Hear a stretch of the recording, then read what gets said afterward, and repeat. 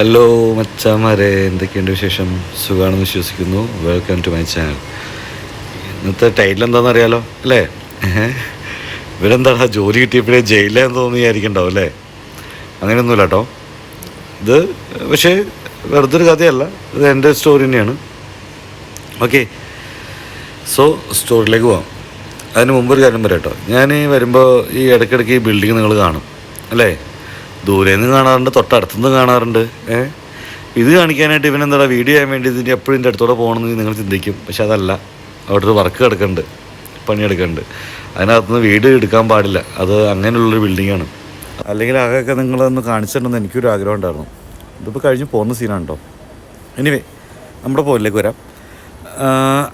ഗൾഫിലെ ജയിൽ ജീവിതം അല്ലേ, അത് ഒന്ന് അനുഭവിക്കേണ്ടി വന്നത് ഇവിടെ വെച്ചിട്ടല്ല. ഞാൻ മുമ്പ് ജോലി ചെയ്ത ഒരു രാജ്യത്ത് വെച്ചിട്ടാണ്. അത് ഒമാനാണ്, ഒമാൻ മസ്കറ്റ്.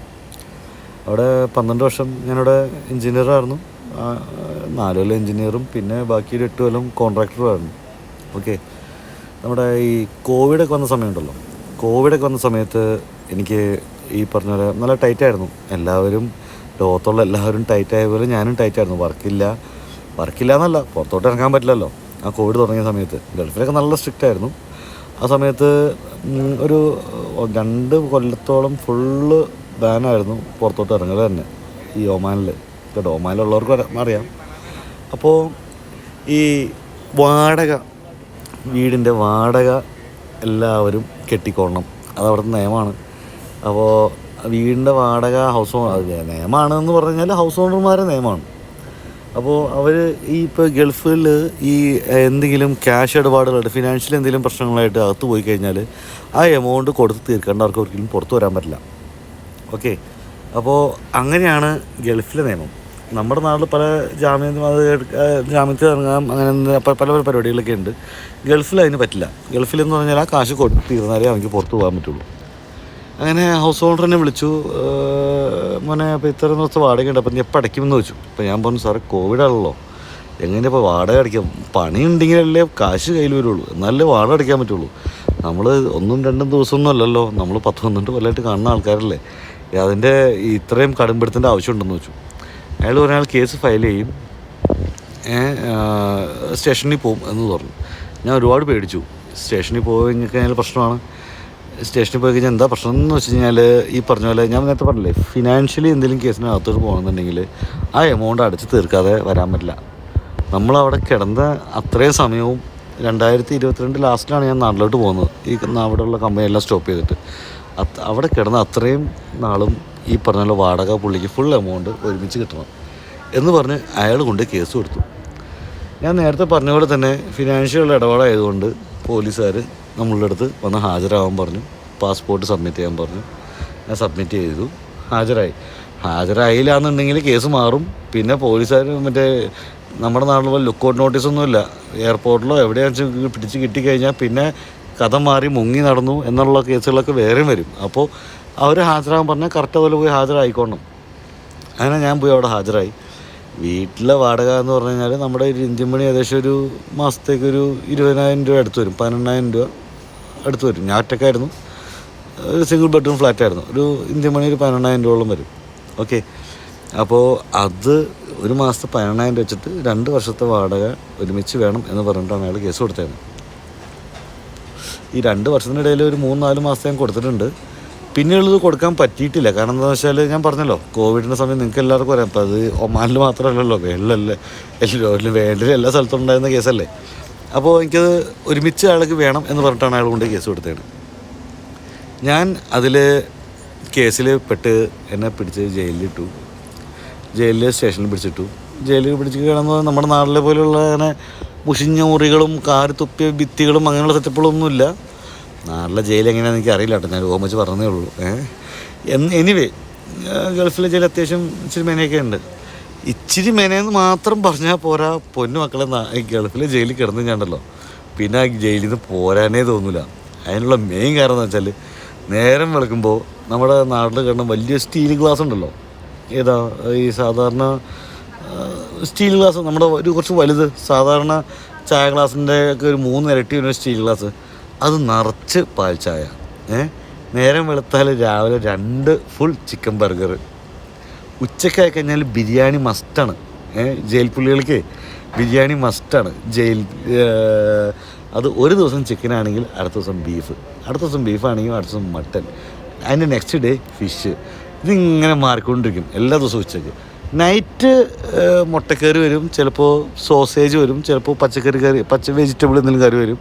വെജിറ്റബിൾ കറി റെയറായിട്ടായിട്ട് വരുള്ളൂ. ചിലപ്പോൾ ആഴ്ചയിൽ 1-2 ദിവസം മാത്രമേ വെജിറ്റബിൾ കറി ഉണ്ടാവുള്ളൂ. ബാക്കി എല്ലാ ദിവസവും ഇതുപോലെ എന്തെങ്കിലുമൊക്കെ ഒരു കറി ആയിരുന്നു. നല്ല ഫുഡും നല്ല സുഖം, നല്ല AC ഉണ്ട്, നല്ല ബെഡുണ്ട്, നല്ല കമ്പിളി പുതപ്പുണ്ട്. ഫോണ് നമ്മുടെ കൈ കിട്ടില്ല. ഫോണില്ലാത്ത കാരണം കൊണ്ട് നല്ല സുഖമായിട്ട് കിടന്നുറങ്ങും. നമ്മൾ ഈ കൺസ്ട്രക്ഷൻ സൈറ്റൊക്കെ ആയിട്ട് പ്രാന്ത് പിടിച്ച് കിടന്ന സമയത്തൊക്കെ ഇതിലൊക്കെ ഒന്ന് ഫ്രീ ആയിട്ട് നിൽക്കാനുണ്ട്. നമ്മളൊക്കെ ഒരു ഫ്രീ ടൈമിൽ നമ്മൾ റിസോർട്ടിൽ പോകില്ലേ, ആ ഒരു ഫീലായിരുന്നു. ഈ ജയിലിൽ നിന്ന് എന്ന് പറഞ്ഞാൽ നമ്മുടെ നാട് പോലെ ഇങ്ങനെ ഈ ലോക്കിങ് സെറ്റപ്പൊന്നുമില്ല. എല്ലാവരും കൂടിയും പിടിച്ചിട്ട് ഒറ്റൊരു സെറ്റപ്പിലേക്ക് ഇടും. അതാണ് ഒമാനിലെ കാര്യം. പുറത്തുള്ള രാജ്യങ്ങളുടെ കാര്യം എങ്ങനെയാണെന്നുള്ളത് എനിക്കറിയില്ല. ഒമാൻ എന്ന് പറഞ്ഞാൽ എല്ലാവരും 10-40 പേരൊക്കെ ഉണ്ടെന്നുണ്ടെങ്കിൽ 40 പേർക്ക് കൂടി ഒറ്റ സെക്ഷനാണ്.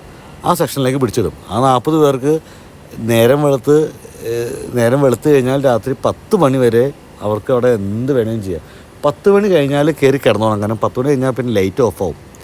രാവിലെ 7 മണിക്ക് ഒരു ഫുൾ സ്റ്റീൽ ഗ്ലാസ് നിറച്ച് പാൽ ചായയും വരും, 2 ബർഗറും വരും.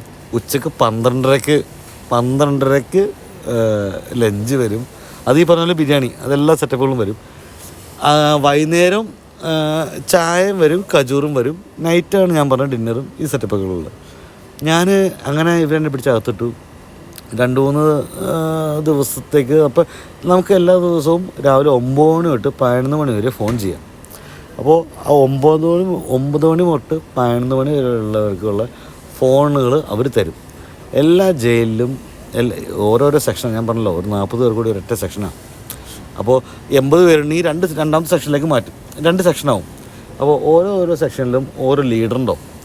അപ്പോൾ ഒരു ദിവസം ഈ 9 തൊട്ട് 11 മണി എന്ന് പറഞ്ഞാൽ 20 പേർക്കുള്ള ചാൻസ് കൊടുക്കുള്ളൂ. അതായത് നമുക്ക് ഫോൺ 1.5 ചെയ്യാൻ പറ്റുള്ളൂ. അപ്പോൾ ഈ 1.5 തരണമെന്ന് വെച്ചാൽ ഈ ക്യാഷിൻ്റെ കേസോ എന്ത് കേസാണെങ്കിലും വക്കീലിനെ വിളിക്കാൻ എന്തിനാണെന്ന് വെച്ച് കഴിഞ്ഞാലും അവർക്ക് ഫോണിൽ സംസാരിക്കാനുള്ള ഇതാണ്. ഇപ്പോൾ എനിക്ക് ഇന്ന് വിളിച്ചു കഴിഞ്ഞാൽ എനിക്ക് നാളെ വിളിക്കാൻ പറ്റില്ല. അങ്ങനത്തെ സെറ്റപ്പാണ് കേട്ടോ. ഞാൻ അവിടെ ചെന്നിട്ട് ഈ പറഞ്ഞ പോലെ പല ഫ്രണ്ട്സിനെയും വിളിച്ചു. ഈ കോവിഡ് എനിക്ക് മാത്രം വന്നേക്കണമല്ലല്ലോ, എല്ലാവർക്കും വന്നേക്കണമല്ലേ. ഫിനാൻഷ്യലി ആരും എന്നെ ഹെൽപ്പ് ചെയ്യാൻ തയ്യാറില്ലെന്നല്ല, അവരുടെ കയ്യിലില്ല, എനിക്കേ അറിയാം. അപ്പോൾ ഈ വീടിൻ്റെ വാടക 2 വർഷത്തെ ഒരുമിച്ച് കെട്ടാതെ എനിക്ക് അവിടെ നിന്ന് ഇറങ്ങാൻ പറ്റില്ല. അപ്പോൾ അങ്ങനെ ഇരിക്കുന്ന സമയത്ത് എനിക്കെന്നെ മനസ്സിലായി ഇവിടുന്ന് ഇറങ്ങിപ്പോക്ക് നടക്കില്ല എന്നുള്ളത്. ഈ വക്കീലിനെ വച്ചതിലാണ് കേസ് കോടതിയിലേക്ക് എടുക്കുകയുള്ളൂ. വക്കീലിനെ വച്ച് കേസ് കോടതിയിലേക്ക് ഇടിപ്പിച്ചിരിക്കാൻ എന്ത് പറ്റുമെന്ന് വെച്ച് കഴിഞ്ഞാൽ ആഴ്ചയിൽ ഒരിക്കലും മാത്രം കോടതിയിൽ നിന്ന് നമ്മളെ തല കാണിക്കും. വന്നു, വക്കീലുണ്ടോ? ഇല്ല, എന്നാൽ പൊക്കോ എന്ന് പറയും. അപ്പോൾ വീണ്ടും അടുത്ത ആഴ്ച വരും. അടുത്ത ആഴ്ച വരുമ്പോൾ വക്കീലില്ല, എന്താ കാരണം? കയ്യിൽ കാശില്ല. എന്നാൽ പൊക്കോ. പിന്നെ അടുത്ത ആഴ്ച വരും. അടുത്ത ആഴ്ച വരും വീണ്ടും, എന്താ കാര്യം? വക്കീലിന് വയ്ക്കാതെന്താ? വക്കീലിന് വയ്ക്കാനുള്ള കാശില്ല, ഗവൺമെൻറ് വക്കീൽ തരണം. ശരി, അപ്പോൾ നിനക്ക് ഗവൺമെൻറ് വക്കീലിൽ ഒരാളെ നിനക്ക് ഒമാൻ ഗവൺമെൻറ് തന്നിരിക്കുന്നു എന്നുള്ളതാണ് കാര്യം. പക്ഷേ അതെങ്ങനെയാണ്? അത് ഗവൺമെൻറ് വയ്ക്കുന്ന വക്കീൽ എന്ന് പറഞ്ഞാൽ അവരെപ്പോൾ ഫ്രീ ആവോ അവർ അപ്പോഴാണ് നമുക്ക് വേണ്ടി ഫ്രീ ആയിട്ട് വാദിക്കുകയുള്ളൂ. മനസ്സിലാവുന്നുണ്ടോ? അതല്ലാത്ത സമയത്ത് നമ്മൾ കയ്യിൽ കാശ് മുടക്കി വക്കീലിനെ വയ്ക്കണം. കയ്യിൽ നിന്ന് കാശ് മുടക്കി വക്കീലിനെ വയ്ക്കണം എന്ന് പറഞ്ഞു കഴിഞ്ഞാൽ ഒരു വക്കീലിന് കൊടുക്കേണ്ട മിനിമം എമൗണ്ട് നമ്മുടെ നാട്ടിൽ 80,000 രൂപയാണ്. ആ 80,000 രൂപ ഒരുമിച്ചുണ്ടെന്നുണ്ടെങ്കിൽ എനിക്ക് കൊടുത്തു കഴിഞ്ഞാൽ പിന്നെ 2 മാസം സമയം പറഞ്ഞു കഴിഞ്ഞാൽ ഈ ഹൗസ് ഓണറെ ഏറ്റന്നെ. അതില്ലാത്തതുകൊണ്ടാണല്ലോ ജയിലിൽ വരേണ്ടി വന്നത്. ഓക്കെ, അങ്ങനെ എനിക്കുള്ള ഒരു ഗവൺമെൻറ് വക്കീൽ ഫ്രീ ആയിട്ട് വീണ്ടും 2 ആഴ്ചയ്ക്ക് ശേഷം വന്നു. അപ്പോൾ 1 മാസവും ഒരാഴ്ചയും കഴിഞ്ഞിട്ടോ. കയറിയ ഒരാഴ്ച എനിക്ക് നല്ല സങ്കടം ഉണ്ടായിരുന്നെങ്കിലും പിന്നെ ഒരാഴ്ച കഴിഞ്ഞപ്പോൾ ഞാൻ അതായിട്ട് നല്ല സെറ്റായി ആ ജയിലായിട്ട്. സത്യം പറഞ്ഞാണ്ടല്ലോ, ആ ജയിലിൽ കിടന്നു കഴിഞ്ഞാൽ എന്നെ അവിടുന്ന് പറഞ്ഞു വിടരുതേ എന്ന് പറഞ്ഞു പോവും. അതുപോലെ നല്ല സുഖവും സൗകര്യം. മൊബൈൽ കയ്യിലല്ലോ, മൊബൈൽ നമുക്ക് ഒന്നരാടം കിട്ടുന്നത് 2 മണിക്കൂർ എന്ന് ഞാൻ പറഞ്ഞു എന്നുണ്ടെങ്കിലും ആ 2 മണിക്കൂർ മുഴുവനായിട്ട് നമുക്ക് കിട്ടില്ല. നമ്മളുടെ 20 പേർക്ക് സംസാരിക്കാനാണ് ഈ 2 മണിക്കൂർ തരുന്നത്. അത് ആദ്യത്തെ ക്യൂവിൽ നിൽക്കും. ചിലപ്പോൾ ഒരു 5 മിനിറ്റ് സംസാരിക്കും, ചിലപ്പോൾ 10 മിനിറ്റ് സംസാരിക്കും, ചിലപ്പോൾ 15 മിനിറ്റ് സംസാരിക്കും. 15 മിനിറ്റ് കൂടുതലായി കഴിഞ്ഞ് കഴിഞ്ഞാൽ അവർ പറയും അടുത്ത ആൾക്ക് സംസാരിക്കണം വച്ചോ എന്ന് പറഞ്ഞിട്ട് അവർ തന്നെ നമ്മുടെ ഫോൺ വാങ്ങിച്ചിട്ട് പോകും. അപ്പോൾ അങ്ങനെ പോയിക്കൊണ്ടിരിക്കണം. അപ്പോൾ നമുക്ക് കിട്ടുന്നത് ഒരു 5-10 മിനിറ്റാണ്. ഇപ്പോൾ ഈ 5-10 മിനിറ്റ് ആയാലും 20 മിനിറ്റ് ആയാലും ഈ വിളിക്കുന്ന ആൾക്കാരാരെങ്കിലും കാശില്ല. കാരണം കോവിഡിൻ്റെ പ്രശ്നമാണല്ലോ. ഞാൻ അങ്ങനെ ഇതിപ്പോൾ എന്താവും എന്നറിയാനായിട്ട് ഞാൻ വെയിറ്റ് ചെയ്തു. അങ്ങനെ വക്കീലിനെ വെച്ചു. വക്കീൽ എനിക്ക് വേണ്ടിയിട്ട് ഒരുപാട് വാദിച്ചു. വക്കീൽ പറഞ്ഞു കോവിഡാണ്, അപ്പോൾ ഇവൻ്റെ കയ്യിൽ കാശില്ല, ഇവനിക്ക് സമയം കൊടുക്കണം. ഫിനാൻഷ്യലി നിയമം നമുക്ക് ഞാൻ നേരത്തെ പറഞ്ഞ പോലെ നമുക്ക് ഇതുപോലെ കയ്യിൽ കാശുണ്ടെങ്കിൽ ഇറങ്ങി വരാൻ പറ്റുള്ളൂ. അത് എനിക്കും അറിയാം, വക്കീലിനും അറിയാം, എല്ലാവർക്കും അറിയാം. അപ്പോൾ കോവിഡിന് വേണ്ടിയിട്ട് പ്രത്യേക നിയമമൊന്നും അവിടെ ഇറക്കിയിട്ടില്ല. ലാസ്റ്റ് ജഡ്ജി എൻ്റെ അടുത്ത് പറഞ്ഞു നിനക്ക് ജാമ്യം തരാൻ തയ്യാറാണ്, എത്ര ദിവസം കൊണ്ട് ഇത് അടച്ചു തീർക്കാൻ പറ്റും, അതിനൊരു ഗ്യാരണ്ടി നീ കൊടുത്താൽ മതി എന്ന് പറഞ്ഞു. ഞാൻ പറഞ്ഞു ആയിക്കോട്ടെ, അതിനുള്ള പരിപാടി ചെയ്യാം. അപ്പോൾ അതിന് പരിപാടി ചെയ്യണമെന്നുണ്ടെങ്കിൽ ആദ്യം വീട്ട് ഓണറിൻ്റെ പെർമിഷൻ വേണം, അതായത് ഹൗസ് ഓണറിൻ്റെ പെർമിഷൻ വേണം. ഹൗസ് ഓണർ വിളിച്ചിട്ട് പറഞ്ഞു ഹൗസ് ഓണറിനെ കോടതിയിലേക്ക് വിളിപ്പിക്കണം. ഇതിപ്പോൾ ഈ വിളിപ്പിക്കണം എന്ന് പറഞ്ഞാൽ ഇന്ന് വിളിച്ച് നാളെ വരുന്നുള്ളതല്ല. കാരണം എൻ്റെ അഡ്വക്കേറ്റും കൂടി എനിക്ക് ഫ്രീ ആയിട്ട് തരുന്ന, ഗവൺമെൻറ് തരുന്ന അഡ്വക്കേറ്റും കൂടി ഞങ്ങൾക്ക് ഫ്രീ ആവണം. അപ്പോൾ അയാളുടെ ഫ്രീ സമയമായിട്ട് നോക്കിയിട്ടാണ് വിളിക്കുള്ളൂ. അപ്പോൾ കുറഞ്ഞത് 3 ആഴ്ചയെങ്കിലും വരും. വീണ്ടും 3 ആഴ്ച വീണ്ടും ജയിലിൽ തന്നെ.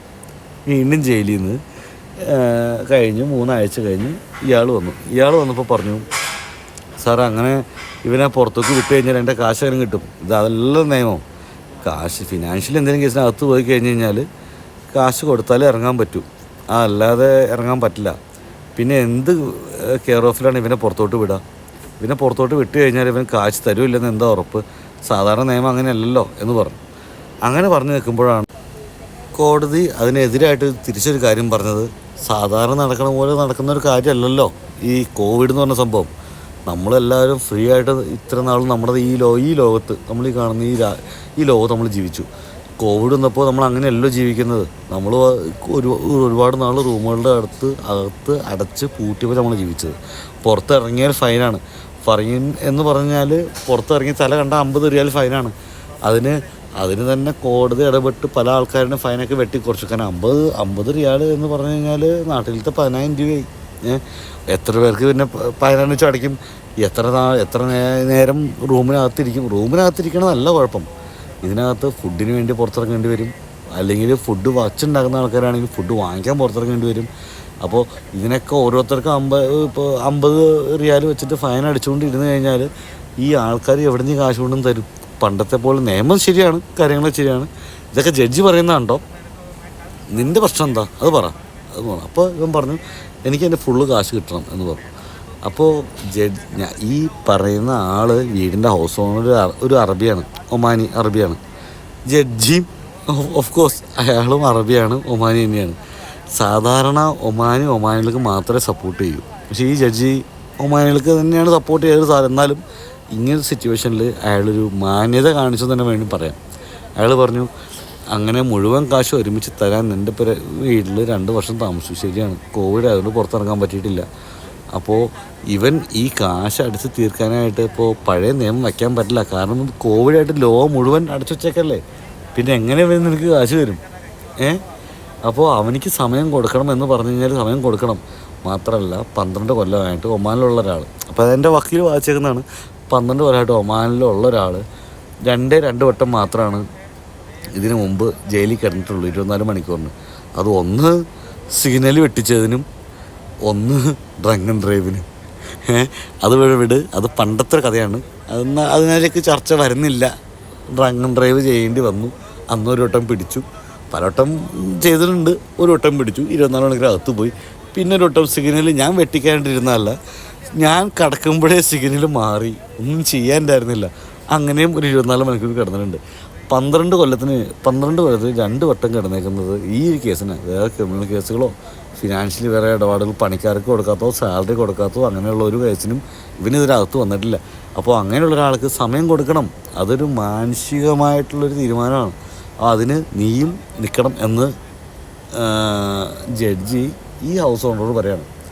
അപ്പോൾ ഹൗസ് ഓണർ പറഞ്ഞു ഇവനെങ്ങനെ വിശ്വസിക്കും? ഇവൻ ഒരു വേറെ രാജ്യക്കാരനാണ്. എനിക്ക് വേറെ ഒരുപാട് ജോലികളുണ്ട്, ഇവൻ്റെ പുറകെ നടക്കാൻ പറ്റില്ല. ഇവൻ്റെ നമ്പർ ഇപ്പോഴും എനിക്ക് ശരിക്കും എൻ്റെ ഫോണിലില്ല.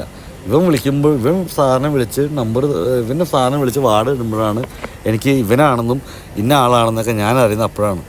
ഞാൻ ഇവൻ്റെ നമ്പർ ഇതുവരെ സേവ് ചെയ്തിട്ടില്ല. ഇനി ഇവൻ പുറത്തിറങ്ങിയിട്ട് ഇവൻ നമ്പർ മാറിക്കഴിഞ്ഞാൽ ഞാൻ ഇവനെ അങ്ങനെ കോൺടാക്റ്റ് ചെയ്യും. ഇവൻ ഇതിനിടയിൽ ഒരു 2 വട്ടം നമ്പർ മാറിയേക്കണു എന്ന് പറഞ്ഞു. ശരിയാണ്, 12 വർഷത്തിൽ ഞാൻ 2 വട്ടം നമ്പർ മാറിയിട്ടുണ്ട്. അത് ഇവനെ പറ്റിക്കാൻ ആൾക്കാരൊന്നുമല്ല, അത് എനിക്ക് 2 വട്ടം നമ്പർ മാറേണ്ടി വന്നു. ഞാൻ നമ്പർ മാറി. കാരണം ഞാൻ ഒരു വട്ടം എൻ്റെ ഒരു പെങ്ങളുടെ കല്യാണത്തിന് വേണ്ടിയിട്ട് നാട്ടിൽ പോയി നിന്ന സമയത്ത്, ഗൾഫിൽ നിന്ന് പറഞ്ഞാൽ നമ്മുടെ നാട്ടിലെ പോലെയല്ല, കറക്റ്റ് കട്ട് ആൻഡ് റൈറ്റാണ്. അതിലൊരു 60 ദിവസം ഒരു സിമ്മ് യൂസ് ചെയ്തില്ല എന്നുണ്ടെങ്കിൽ ആ സിമ്മ് കട്ടായി പോകും. തിരിച്ചു വരുമ്പോൾ ആ നമ്പർ ഞാൻ യൂസ് ചെയ്യാൻ വേണ്ടിയിട്ട് തിരിച്ചു വരുമ്പോൾ ആ നമ്പർ തന്നെ എടുത്തപ്പോൾ ആ നമ്പർ 3 മാസം കൊണ്ട് വേറെ ആൾക്ക് കൊടുത്തുപോയി. പെങ്ങളുടെ ഒരു കല്യാണത്തിൻ്റെ സമയത്ത് എനിക്ക് കുറച്ച് നാൾ നാട്ടിലേക്ക് നിൽക്കേണ്ടി വന്നിരുന്നു. അപ്പോൾ എനിക്കത് യൂസ് ചെയ്യാൻ പറ്റിയിട്ടില്ല. അപ്പോൾ ആ സമയത്ത് എനിക്ക് തിരിച്ചു വന്നപ്പോൾ ആ നമ്പർ വേറെ ആൾക്ക് കൊടുത്തു പോയി. ഞാൻ പുതിയ നമ്പർ എടുക്കേണ്ടി വന്നു. അപ്പോൾ അതുപോലെ ഇവൻ ഇനിയും പുറത്ത് പോയി കഴിഞ്ഞാൽ വേറെ നമ്പർ എടുത്താൽ എന്ത് ചെയ്യും എന്ന് ചോദിച്ചു. അപ്പോൾ ജഡ്ജി എനിക്ക് തിരിച്ചൊരു ചോദ്യം ചോദിച്ചു, അവൻ്റെ കയ്യിലിരിക്കുന്ന ഫോൺ നീ വാങ്ങിക്കൊടുത്തതാണോ? അപ്പോൾ ആൾ പറഞ്ഞു അല്ല. അപ്പോൾ അവൻ്റെ ഫോൺ അവനിക്ക് ഇഷ്ടമുള്ള നമ്പർ ഇടാം. ഇപ്പോൾ നിനക്ക് ഇന്നൊരു നമ്പർ തന്നു, നാളെ അവനിക്ക് തോന്നുകയാണെങ്കിൽ നമ്പർ വേണ്ട, വേറെ നമ്പർ മതി എന്ന് തോന്നി അവനിക്കത് മാറ്റാം, അതിന് വേറെ ഒന്നും ചെയ്യാൻ പറ്റില്ല എന്ന് പറഞ്ഞു. ഓക്കെ. അപ്പോൾ ഇവനെങ്ങാനും നാട്ടിൽ പോയി എന്ത് ചെയ്യും എന്ന് ചോദിച്ചു. പിന്നെ എൻ്റെ കാശ് വേണ്ട, നാട്ടിൽ പോയി എന്ത് ചെയ്യുമെന്ന് ചോദിച്ചു. അപ്പോഴും ജഡ്ജി പറഞ്ഞു, ഇവൻ നിൻ്റെ കാശ് കടം വാങ്ങിയതല്ല, നിനക്ക് തരാനുള്ളത് വീടിൻ്റെ വാടകയാണ്. അത് ഈ കോവിഡ് ആയതുകൊണ്ട് ഇതുപോലത്തെ ഒരുപാട് കേസുകൾ പെൻഡിങ്ങിൽ കെട്ടിക്കിടക്കുന്നുണ്ട്. സ്വന്തമായിട്ട് വക്കീലിനെ പോലും വയ്ക്കാൻ കാശില്ലാത്ത ഇവൻ ജയിലിൽ കിടന്ന് ഫ്രീ ആയിട്ട് എപ്പോൾ വക്കീലിനെ കിട്ടണോ അപ്പോഴേ ഈ കേസ് എടുക്കുന്നുള്ളൂ. അത് പറയാൻ വേറൊരു കാര്യമുണ്ടോ ഗൈസ്? ഇപ്പോൾ ഈ വക്കീലിനെ കിട്ടാന്ന് പറഞ്ഞാൽ നമുക്ക് ഒരു വട്ടം കിട്ടിയ വക്കീലിനെ ആവില്ല അടുത്ത വട്ടം കിട്ടാം. എങ്ങനെ പോയി കഴിഞ്ഞാലും ആ വക്കീൽ തന്നെ ഫ്രീ ആവണം എന്നുണ്ടെങ്കിൽ കുറഞ്ഞത് 2-2.5 മാസമെങ്കിലും വെയിറ്റ് ചെയ്യേണ്ടി വരും. ഇപ്പോൾ നമുക്കിപ്പോൾ അവിടെ ഫ്രീ ആയിട്ടുള്ള അവൈലബിൾ ഉള്ളതിലും വക്കീലുണ്ടോ നമുക്ക് അവരെ എടുക്കാം. അതിൽ നമ്മൾ അറബിയിൽ നമുക്ക് 4 മണിക്കൂർ സംസാരിക്കാനുള്ള സമയം തരും. ആ 4 മണിക്കൂർ കൊണ്ട് നമ്മളുടെ കഴിഞ്ഞു പോയ സ്റ്റേജ് അയാൾ പറഞ്ഞ് മനസ്സിലാക്കുക, അയാൾ നമുക്ക് വേണ്ടിയോടെ സംസാരിക്കും. ഈ ജയിലുകളിലല്ല കോർട്ടിൽ നമുക്ക് സംസാരിക്കാനുള്ള ചാൻസുകൾ കുറവായിരിക്കും. വാദിക്കും, അതായത് അറബികൾക്കും ജഡ്ജിക്കും വക്കീലിനും സംസാരിക്കാനുള്ള ചാൻസുകളായിരിക്കും കൂടുതൽ. അപ്പോൾ ഈ നമുക്ക് തരുന്ന 4 മണിക്കൂർ കൊണ്ട് വക്കീലിനെ എല്ലാ കഥയും പറഞ്ഞ് മനസ്സിലാക്കിക്കുക എന്നുള്ളതാണ് കാര്യം. അപ്പോൾ എനിക്ക് വേണ്ടിയിട്ട് ഫ്രീ ആയിട്ട് വാദിക്കാൻ വരുന്ന വക്കീൽ കേസ് നോക്കാനും പാടില്ലല്ലോ. അപ്പോൾ അവർ എനിക്ക് വേണ്ടി മാക്സിമം വാദിക്കും. ലാസ്റ്റ് അയാൾ പറഞ്ഞു, ഇവൻ നാട്ടിൽ പോയി എന്ത് ചെയ്യും എന്ന് ചോദിച്ചു. അപ്പോൾ ജഡ്ജി അപ്പോൾ ഞാൻ വിചാരിച്ചു, അപ്പോഴും ഞാൻ കുടുങ്ങി. ജഡ്ജി കാരണം 2 പേരും ഒമാനികളാണ്, അറബികളാണ്, സാധാരണ അവരുടെ നിൽക്കുള്ളൂ. അപ്പോഴും ആ ജഡ്ജി എന്നെ ഞെട്ടിച്ചു. അതും ഒരു ഉറപ്പും പറയാൻ പറ്റില്ല. അവനിക്ക് നാളൊരു എമർജൻസി കേസ് വന്നു, അവൻ്റെ വീട്ടിൽ ആരെങ്കിലും ഒന്ന് മരിച്ചു, അല്ലെങ്കിൽ വേറെ എന്തെങ്കിലും കേസ് വന്നു, അല്ലെങ്കിൽ അവനിക്ക് നാട്ടിൽ പോകേണ്ടി വന്നു. നീ ഈ കോവിഡ് കാരണം കൊണ്ട് നിനക്ക് വാടക തന്നില്ല എന്ന് വിചാരിച്ചിട്ട് ഒരുത്തിന് അവൻ്റെ സ്വന്തം നാട്ടിലേക്ക് പെട്ടെന്ന് പോയി വരാൻ പറ്റില്ല എന്ന് പറഞ്ഞു കഴിഞ്ഞാൽ അതെങ്ങനെ പറ്റുക? അതും പറയാൻ പറ്റില്ല. അതാണെങ്കിൽ നാട്ടിൽ പോകണമെന്നുണ്ടെങ്കിൽ നാട്ടിൽ പോകാൻ തന്നെ വേണം എന്ന് പറഞ്ഞു. അപ്പോൾ ഞാൻ നോക്കുമ്പോൾ അത് ശരി, ഇത് എല്ലാവർക്കും എനിക്ക് പോസിറ്റീവായിട്ടുള്ള വരുന്നത്, ഇതിപ്പോൾ എന്നെ ഇന്നോ നാളെ പറഞ്ഞു വിടുമോ എന്ന് ചോദിച്ചു. അപ്പോൾ ഇത്രയും സംസാരിച്ചുകൊണ്ട് പോകുന്നതിൻ്റെ ഇടയിൽ തന്നെ ഞാൻ പറയാം, ഇതിനകത്ത് ഈ ഓരോ ഗ്യാപ്പിൻ്റെ അകത്ത് അടുത്ത വട്ടത്തേക്ക് കേസ് മാറ്റിവെക്കും. ഈ മാറ്റി വയ്ക്കുമ്പോഴും എൻ്റെ പ്രശ്നം എന്ന് വെച്ചാൽ 2 ആഴ്ച 3 ആഴ്ച വെയിറ്റ് ചെയ്യണം. കാരണം ഫ്രീ ആയിട്ട് വക്കീലിനെ കിട്ടണമല്ലോ, അതാണല്ലോ നമ്മുടെ പ്രശ്നം. അങ്ങനെ ഞാൻ ആ കേസുകൾ മാറ്റി വെച്ചുകൊണ്ടിരുന്നു. ഏകദേശം ഇപ്പോൾ ഈ പറഞ്ഞ സബ്ജക്റ്റ് എത്തിയപ്പോഴത്തേക്കും ഏകദേശം 3 മാസമായി. 3 മാസമായപ്പോഴേക്കും 3-ാമത്തെ മാസത്തിൽ എൻ്റെ റിസൾട്ട് വന്നു. അതായത് അന്തിമ തീരുമാനം വന്നു, അവനിക്ക് പുറത്തിറങ്ങാം. അവൻ ഇതുവരെ പ്രശ്നങ്ങളൊന്നും ഉണ്ടാക്കിയിട്ടില്ല, അവനിക്ക് പുറത്തിറങ്ങാം. അവനിക്ക് ഈ കേസിൽ നിന്നും വിടുതലയായിട്ടുണ്ട്. ഇതിനു മുമ്പ് വേറെ ക്രിമിനൽ കേസുകളോ വേറെ ഫിനാൻഷ്യലി വേറെ പ്രശ്നങ്ങളോ ഉണ്ടാക്കാത്ത ഒരാളായതുകൊണ്ടും, പിന്നെ ഡ്രഗ് ആൻഡ് ഡ്രൈവിലകത്ത് പോയാലും പിന്നെ അതിൽ കോടതി നമുക്ക് നെഗറ്റീവ് പോയിൻ്റ് തന്നെയായിരുന്നു. ഒരു വട്ടം ഇവൻ ഡ്രഗ് ആൻഡ് ഡ്രൈവ് ചെയ്ത് വണ്ടി ഓടിച്ചിട്ടുണ്ട്. ഡ്രഗ് ആൻഡ് ഡ്രൈവ് ചെയ്ത് ഒരു വട്ടം എന്നല്ല, പലവട്ടം വണ്ടി ഓടിച്ചിട്ടുണ്ട്. പിടിച്ചത് ഒരു വട്ടമാണ്, അത് വേറെ വിഷയം. അന്നത്തെ കേസാണ്, ഇന്നൊന്നുമില്ല, അന്നത്തെ കേസാണ്. എനിവേ നമുക്കങ്ങനെ പല അനുഭവം ഉണ്ടായിട്ടുണ്ടായിരുന്നു. നമുക്കവിടെ ജാമ്യം കിട്ടി പുറത്ത് ഇറങ്ങിക്കഴിഞ്ഞപ്പോൾ അടുത്തൊരു വള്ളിക്കെട്ട് വേറെ ഒന്ന് കിടപ്പുണ്ട്. ഈ 2.5 മാസം 3 മാസം അടുപ്പിച്ചില്ല, 2.5 മാസം ജയിലിൽ കിടന്ന് ഈ കേസിൽ നിന്നും ജാമ്യം കിട്ടി പുറത്ത് വന്നിട്ട് പിന്നെ ജയിലിന് പുറത്തോട്ട് പോകാൻ പറ്റിയില്ല. വീണ്ടും ആ ജയിലിൽ തന്നെ ഒരു 6 മാസം പിന്നെയും കിടക്കേണ്ടി വന്നു. അതെന്താണെന്ന് വെച്ചാൽ അതിപ്പോൾ ഇപ്പം തന്നെ വീഡിയോ ഒരുപാട് ലെങ്ത്തായി. ഇപ്പം തന്നെ 20 മിനിറ്റായി. നിങ്ങൾക്കിത് കേട്ട് ഭ്രാന്തായിട്ടുണ്ടാവും. ഓക്കെ, ഈ സബ്ജക്റ്റ് നിങ്ങൾക്കത് ബോറായിട്ട് തോന്നിയിട്ടുണ്ടെന്നുണ്ടെങ്കിൽ എന്നോട് പറഞ്ഞു കേട്ടോ. നമുക്ക് ഈ സബ്ജക്റ്റ് വേണ്ട, നമുക്ക് നിർത്താം, കുഴപ്പമൊന്നുമില്ല. അടുത്തൊരു സബ്ജക്റ്റിലേക്ക് വരികയും ചെയ്യാം. ഓക്കെ, അതല്ല ഈ സബ്ജക്റ്റ് തന്നെ വേണം, എന്താണ് അടുത്ത 6 മാസം വീണ്ടും ജയിലിൽ കിടക്കാനുള്ള കാരണം എന്നറിയണമെന്നുണ്ടെങ്കിൽ എന്നോട് നിർബന്ധമായിട്ട് കമൻറ്റ് ചെയ്യണം. ഞാൻ സാധാരണ എല്ലാ വീഡിയോയും ലൈക്കും സബ്സ്ക്രൈബ് ചെയ്യുമ്പോൾ ആരും ചെയ്യാറില്ല. ഞാൻ ഇനി പറഞ്ഞത് നിങ്ങളെ ഇടങ്ങേറാക്കുന്നില്ല. ഇഷ്ടമാണെങ്കിൽ എല്ലാം ചെയ്തോ, ഞാൻ വേറൊന്നും പറയുന്നില്ല. ഓക്കെ, ഈ കഥയുടെ ബാക്കി കേൾക്കണമെന്നുണ്ടെങ്കിൽ എല്ലാവരും കമൻറ്റ് ചെയ്യണം, എന്നാലാണ് ഞാൻ പറയുള്ളൂ. ഇല്ലെന്നുണ്ടെങ്കിൽ അടുത്ത സബ്ജക്റ്റ് എടുക്കും.